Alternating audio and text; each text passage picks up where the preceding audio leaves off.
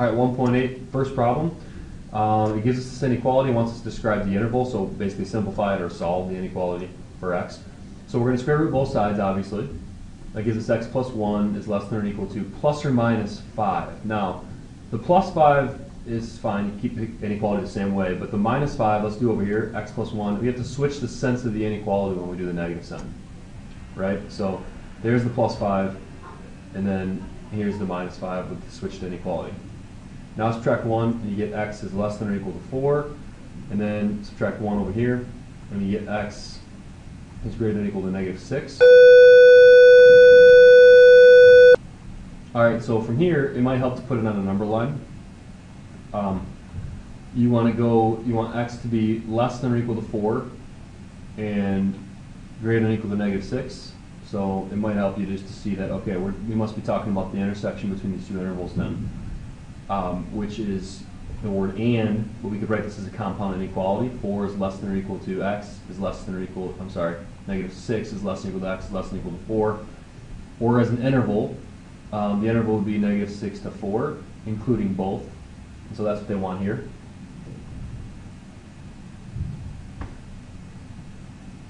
All right, let's do another one where we want to simplify this inequality. Let's factor out an x, and we'll be left with x minus 1 is greater than 0. Okay, now this one's going to be a little bit different than what we're used to. We're going to have to do this one differently because anytime you can't get x by itself, anytime you can't get x alone in the inequality, then what you have to do is put the key points on a number line. So the key points are places where there's zeros and places where there's undefined values. Okay, so zeros and undefined values are the key points we always put on our number line when we're doing this. We'll call it by inspection. So 0 is one of the zeros, the other one is 1. All right, so what we do now is we look at the left of those points and we say, okay, what is the value of this graph here? Is it positive or negative? So up here, if you pick like negative 1, if you stick in negative 1, then you'd have double negatives cancel and you get a positive value. Okay? If you stick in now a number between 0 and 1, like 1/2, 1/2 would give you a positive times a negative, which gives you a negative. So this would be negative right there. Now stick in a number bigger than 1, like 2. If you stick in 2, you get a positive times a positive, which is a positive.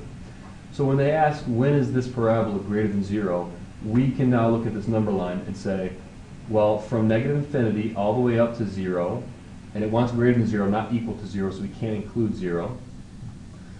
As well as, so that'd be the union symbol, because and means intersection, so we want the union symbol.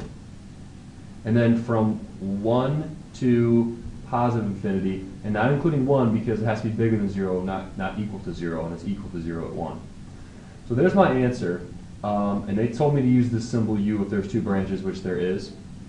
We could graph this parabola in decimals and we could see that what it looks like, which I'll just do that real quick. So you can see that this does make sense that from negative infinity all the way up to 0, and from 1 all the way up to infinity, the function's greater than 0. And it's only less than 0 in this interval here, from 0 to 1. Okay, next one's a similar type of problem. It gives us a parabola. This one opens down, and it wants us to find where the parabola is positive and where it's negative. They want us to enter in our answer with inequalities as well. It might help to take a look at a graph on decimals, but let's do it. We can do this without a graph, without using technology, just the way that we did it last time. So let's take the function. I'm going to factor it. So I'm going to first pull out a negative 1, and that'll make it x squared minus 9x plus 14. And then I'm going to factor it some more into two linear factors, which in this case would be x minus 7, x minus 2. And that way I can see the key points. The key points are places where the function's 0 or undefined. In this case, it's never undefined. So where it's 0, which would be 2 and 7. Now I'm going to find out if the function's positive or negative in these intervals. So let's look at below 2, like 0. If I plug in 0, I have a negative times a negative times a negative, which is a negative. Okay? If I plug in a point in between 2 and 7, like 3, I have a negative 1 there times a negative times a positive. So that'd be positive. Double negatives go positive. If I'm looking at a number bigger than 7, like 8, I get a negative times a positive, which is a negative again. So the question now is easy to answer. When is the function positive? It's positive from 2 to 7. Now, let's enter in 2 is less than x is less than 7. We don't want to do equal to because that's not positive, that's 0. So we just want from 2 to 7, not including both. And then it's negative over here from negative infinity to 2. So that'd be x is less than 2. And then or, because that means both, it's also negative over here, which is x is greater than 7.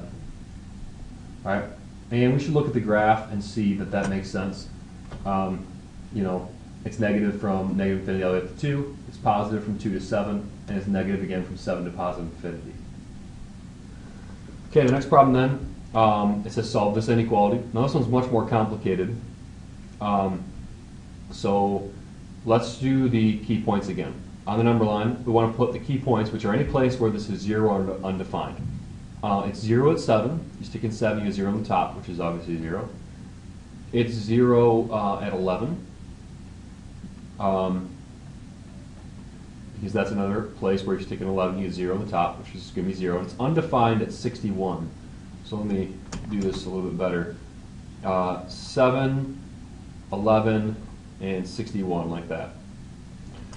Okay, so those are the key points. Let's check out what happens then for this function. Check out a number below 7, like 0. If you stick in 0, you get a negative to the 4th power, which is really a positive. You get a negative to an odd power, which is still a negative, over a negative. Now the double negatives would cancel, and that'd become a positive. Okay? Now let's pick a number between 7 and 11, like 10. You plug in 10.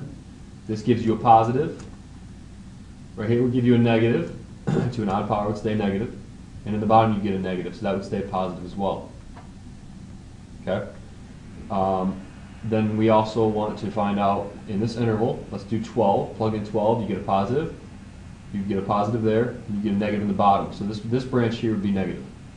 Now I'll pick a number bigger than 61, which is 62, for example. I give you a positive there, and a positive there. So that would go back to positive. So that helps us answer the question of when is this thing greater than or equal to 0. It's greater than or equal to 0 in this range. We can include 7 because that's equal to 0 at 7. And it's greater in this range. It wants our answer in interval notation. So we would say x is less than 11, less than or equal to 11. Is at 11, it's equal to 0. Or x is greater than or equal to 61. And actually, we can't have it be equal to 61 because it's undefined at 61. So we're going to have to enter in that. And actually, it wanted interval notation. So interval notation would be negative infinity all the way up to 11, including 11. Or all the numbers bigger than 61, so that'd be 61 to positive infinity, not including 61. So that would be the right answer with interval notation. And for some reason, it wanted a U here instead of the word or, which they're interchangeable in math, but for some reason it didn't accept the or. So make sure you keep that in mind. Okay, let's try another one. This time I'm going to have to simplify this a little bit because I have a number here. I want 0 there. So I'm going to have to add 7 to both sides. And then I'm going to get a common denominator, so I'm going to multiply the top and the bottom by x minus 7. And then I can simplify this a little bit, put it all over x minus 7. And in the top I have x minus 8 plus 7x minus 49. So that'd be 3x if I add the x's together, and negative 57. Okay, is less than or equal to 0. Now I can do the key points. The key points are where this thing is 0 and where it's undefined. So it's obviously undefined where x is 7, and it's 0 where x is 57 over 3. If you take the top and set it equal to 0, add 57 to both sides and divide by 3, you get x equals 57 over 3, which is about 19. So we have 19 and 7, so I'll put 7 here and 19 here. Those are the key points. It's undefined there, so maybe you want to write that there so you remember it's undefined here, and this is a 0. It's important to know that when we represent our answer. So we're asked when this thing is less than or equal to 0, when this thing's negative. And I'm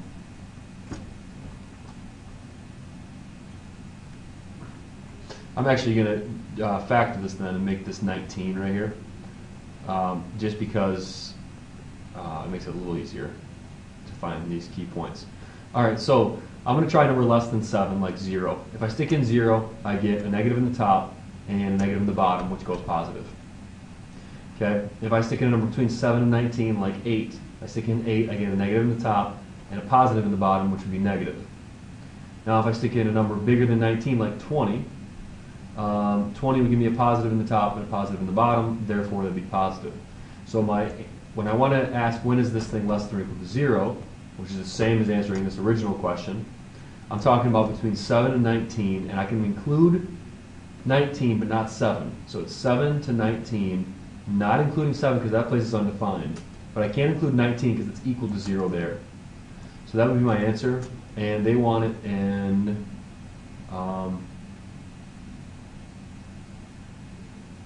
interval notation. So they wanted this right here. All right, so when you're doing these problems right here, you're tempted to clear fractions and multiply through by x times x plus 1, but that does not work. Don't do that. And the reason why it doesn't work all the time is because this could be a negative number, in which case we'd have to flip that inequality. We don't know if it's negative or positive. It's both, depending on what x is. So that does clearing fractions here does not work. Be careful not to do that. I made that mistake. Let's subtract 2 over x from both sides. We get 1 plus 2 over x plus 1 minus 2 over x is less than or equal to 0. Now let's get a common denominator. Common denominator, we multiply the top and the bottom of this one by x plus 1. Top and the bottom of this one by x. And the top and the bottom of this one by x times x plus 1.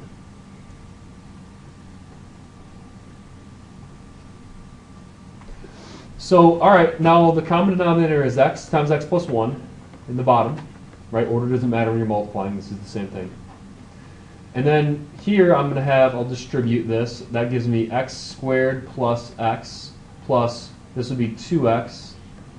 This would be minus 2x minus 2 in the top. These cancel. So I get x squared plus x minus 2 in the top. So the x squared plus x minus 2. And in the bottom I get x times x plus 1 is less than or equal to 0. Now I'm going to try to simplify the top a little bit more by factoring it. Yeah, so it would be x plus 2, x minus 1 in the top.